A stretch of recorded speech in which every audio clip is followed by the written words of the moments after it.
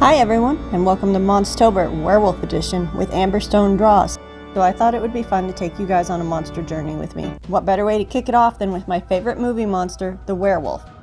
Now, I got a little bit carried away, so if all you see from me for the next month is a bunch of werewolf stuff, well, I guess I'll just have to save vampires for next year. There are all kinds of werewolves out there, but what do you call them all?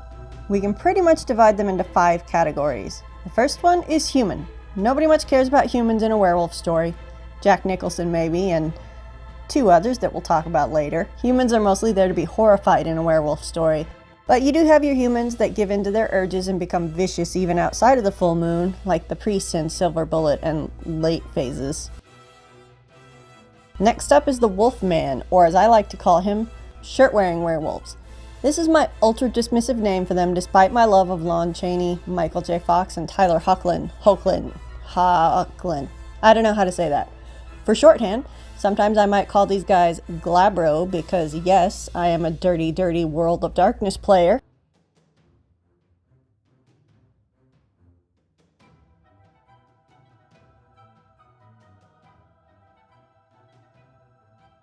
The Bipedal Werewolf is next. This is the modern classic you'll see in such movies as The Howling. These upright beasts are stronger than most of their counterparts, and more agile than the next werewolf. Of all the werewolves, these are the most unrealistic, but they lend themselves to the most fun designs. In the World of Darkness, they call these guys Krynos. Our next werewolves are dire wolves, or oversized wolves. These guys are the big, hulking monsters that populate movies like An American Werewolf in London. These are called Hispo to World of Darkness players. These werewolves tend to be slower than all of the others, probably because the suits make it really difficult to get around. And finally, we have the just a wolf category. These are just wolves.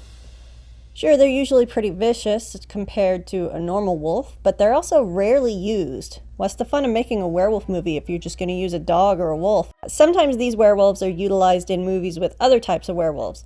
You'll see both this kind of wolf and the shirt-wearing werewolf in the Wolfman, for instance. And there you have it, the 5 types of werewolves. What's your favorite type of werewolf? Is there another type of werewolf you can think of that should be on the list? Throw it down there in the comments below. And thank you guys for watching. Bye!